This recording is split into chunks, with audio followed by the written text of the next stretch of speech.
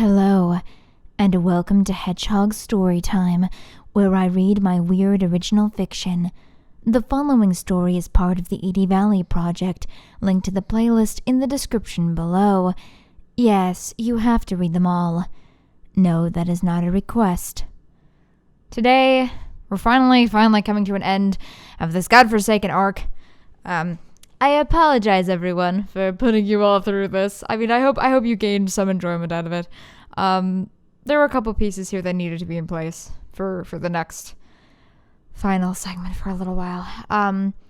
But I hope you enjoy. This is Taking It Back.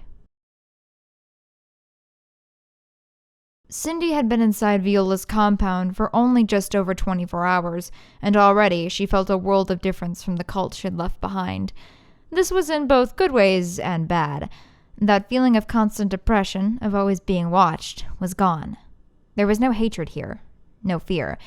But, at the same time, Viola was a vampire, and not one like Marcell either.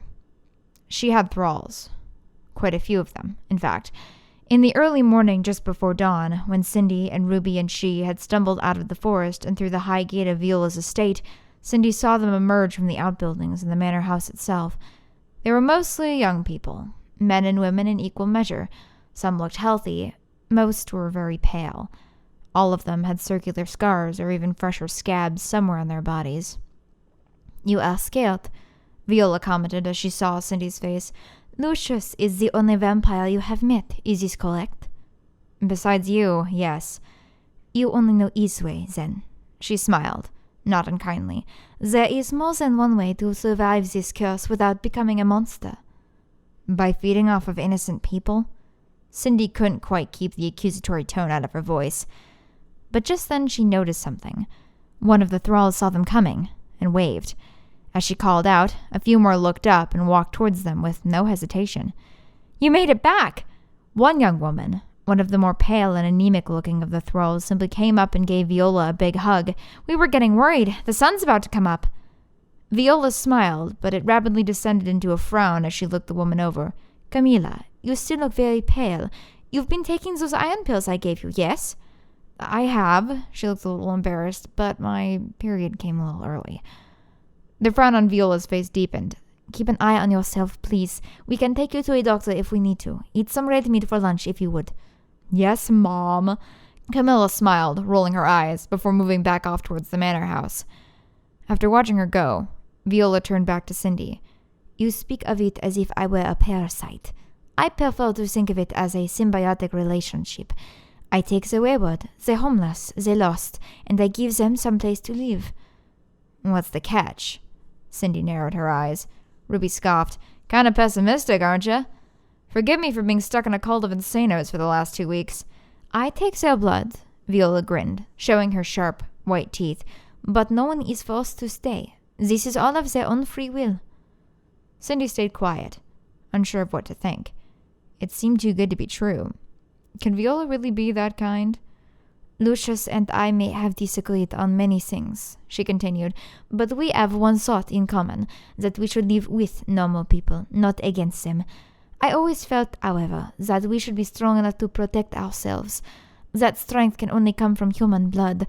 Perhaps that is why we split ways." "Sorry," Cindy said. "It's going to take me a while to wrap my head around all of this." "You are tired," she nodded. "You may use one of the spare rooms. Follow me." She led Cindy across the yard and into the tall Victorian manor. Inside, the foyer was dark and somber, but down the halls on either side, Cindy could hear signs of life, conversation and laughter.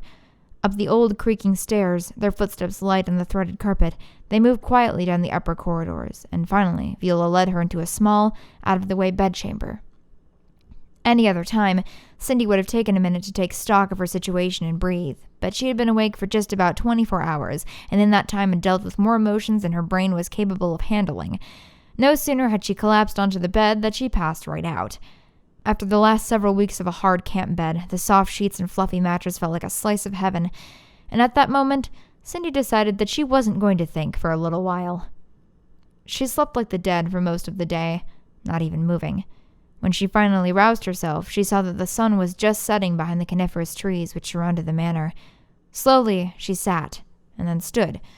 It took her a while to figure out where she was and what had happened before it all came rushing back. Marcell needed her. She had to get back to him. She had to find her grimoire and use it to free him. It was the only chance she had. Still in the clothes from the previous night, Cindy nearly sprang from the bedroom to find Viola or Ruby. She didn't have to search very long, for just then, she spotted Ruby coming down the hall towards her, followed by 2 thralls. Should Cindy even call them that? Was that rude? And Cindy instantly recognized what they were carrying. "Our stuff!" she smiled. "You found it!" "It was a bit of a trial," Ruby admitted, "but we sent out a few normals to Annexy. They had to shake up the bartender a little, but luckily she kept most of it. You're lucky you've got all these nice-looking things. I think she was planning to sell most of it." "I'm sorry you had to go through such trouble," Cindy said, grabbing her suitcase from one of the thralls. "Can I store it in the bedroom?" "Be my guest." Ruby and the others followed her into the chamber, and Cindy threw her suitcase down on the bed and yanked it open. There was one thing she needed to find. But try as she might, it just wasn't there. Though she threw the entire contents out of the case, her grimoire remained elusive. She knew exactly where she had put it, zipped into the pocket in the lid. But it just wasn't there. She spun around to Ruby again. "You didn't happen to see a book in any of my things, did you?" She couldn't help the sound of her voice rising. "Big, old leather cover?" Ruby winced. "Well, see, the thing is..." She handed the bundle she was still carrying to Cindy, who unraveled it on the bed next to her suitcase. A small animal noise escaped her throat. Inside were the charred, half-burned remains of the Libyrus Discipus. It had been ripped clean in half. So many of its pages were burned beyond recognition or simply gone. Though some of the pages still had a few words that were legible, it seemed as if no whole spell had survived. "I'm sorry, kid," Ruby apologized, looking down at the floor. But Cindy didn't hear her. She fell to her knees, her mouth hung open in despair. That had been her one shot. Her only chance to save Marcell. She'd only gotten out of Raz's cult alive because of the help of so many others. Without her magic, she was just ordinary Cindy Miller. Without her magic, she was nothing. Don't know how, but it was a resilient fucker, I'll tell you that. The bartender said that she'd apparently tried to burn it about 4 times. "That would be because of its magic," came Viola's voice from the doorway. Cindy bit her lip to keep herself from crying and turned to face her. "Its very pages are imbued with it." "What do you mean?" Cindy choked out. "I thought it was just a book." The vampire frowned and pulled the chair up to the bed. "Has no one ever told you how grimoires work?" Cindy sat back on the bed and shook her head. "Long ago," she began, "some ancient sorcerer or warlock first wrote in that book. This was when the world was full of magic, and so the writer left some of their own behind in its pages. And when that magic faded, the books came to be passed down, on and on through the centuries. There is no more magic left in the world now. All that remains is contained in those grimoires still left." "So what you're saying is," Cindy thought out loud, "I myself have no magic. I've just been using the magic that's inside this book." "Oui," Viola grimaced. "Then..." Cindy clenched her fists together and looked down at the old, carpeted floor. "Then there's no hope. No normal person could ever free Lucius." Leaning forward, Viola grabbed Cindy's hands. "I wish I could offer you my aid. Truly I do. But the only true fighters here are Ruby and myself. Ruby is still weak, and even I could not go against the full force of the cult by myself." "I understand. I just..." Cindy nearly choked on her own breath. "I don't know what to do. I promised him I'd come back for him, but what can I possibly do?" Viola's lips were pursed, and she took a deep breath inward. "There may be one thing," she said hesitantly. "What?" Cindy leaned forward. "I'll do anything." "I hate to even suggest it." She looked away. "One vampire may not be enough to stage a rescue mission. But 2," she trailed off, "I could share our curse with you, and with that power, it may be enough to free him." There was silence for a while, as Cindy froze. Vampires were powerful. She'd seen what Marcell could do while only surviving on rodents. With that power, and the 2 of them, it would most certainly be enough. But afterward, what then? The curse wasn't just something that could be reversed. She wouldn't be able to die. She'd stay young forever while her mom and Tommy and everyone else she knew and loved grew old and left her. She'd have Marcell. But would that be enough? Viola must have noticed how pale her face had become. "I see Lucius has been telling stories again," she smiled. "That's good. There's a reason it's called a chaos, after all." Can I have some time to think about it?" Cindy asked. "Of course." Viola stood, not without a kind smile. "Take all the time you need. I will not be going anywhere, after all." She left, leaving a slight trail of mist behind her. Ruby and the others followed, and Cindy was left alone. And there she stayed in that room for the next several days, only leaving for meals or when she couldn't stand staring at those walls any longer. She tried to think of anything else, any way she could possibly get Marcell out of the cult without any powers. But it was impossible. There was no way. Not for a normal person. Ruby came to visit her once or twice, and finally, on the latter of these, Cindy came to a conclusion. She was going to have to take Viola's offer. Marcell was going to be pissed at her, but at this point she didn't see any way around it. She told Ruby this, and the werewolf sighed and stood. "I'll tell Viola," she said. "Maybe you should go outside, get a little last sun before." Well, both women were silent. "I'm sorry, honey," Ruby finally whispered. "I wish more than anything that there was a way for you to take your magic back." "Yeah." Cindy glanced down at the remains of her grimoire, its charred pages still managing to glow in the fading light. Wait a second. The sun had just dipped below the trees outside the window. There was nothing to reflect off of. The book was glowing on its own. Faintly, and seeming to get fainter. But something was still there. "Ruby," Cindy began as the werewolf made to leave. "Hold on a second. Do you have any chalk here? And candles?" Ruby stared back at her, shaking her head slightly. But after a second, she sighed. "I think so. You want me to bring you some?" "Yes, please." Even though her spells were gone, she remembered enough to get by. If it came down to it, she may have been able to rewrite some of the basic contents. But if that magic was still there, maybe she could find it. It failed to burn, after all. Something must have been keeping it together. Maybe this was just all wishful thinking, but if there was even a small chance, she had to take it. As soon as Ruby brought the chalk, Cindy got to work. She moved the bed and threw aside the carpet. The wood underneath was a little warped from years of Midwestern weather, but it would have to do. Ruby raised an eyebrow as she watched her clear the dust from the floor. "If you think I'm crazy, you don't have to watch," Cindy muttered to the floor as she measured out the circle. "I don't think you're crazy," Ruby claimed, leaning in the doorway, "but I do want to make sure you don't hurt yourself." "Well, if you're just going to stand there, you might as well help." She grabbed a box of matches and threw them in her direction. "I need candles lighted. 8 of them, if you please." Though she made a low, rough sound in the back of her throat, Ruby got to work as Cindy drew the lines of the magic circle. Finally, once the candles had all been placed in their respective corners and the circle was complete, Cindy scooped up the remaining parchment and placed the corpse of the Libirus Discipus in its center. She then sat on one side of the circle and gestured Ruby to the other. "2 people are better than 1, she explained.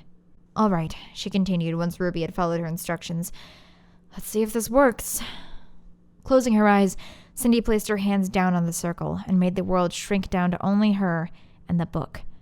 She started with its cover, imagined herself opening it, searching all of the pages. Not there.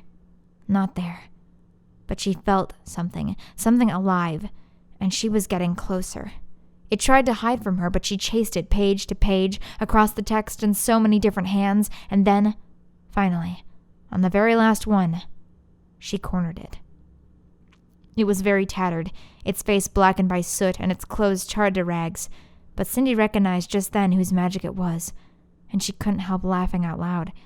She'd know that sour expression and singular yellow eye anywhere.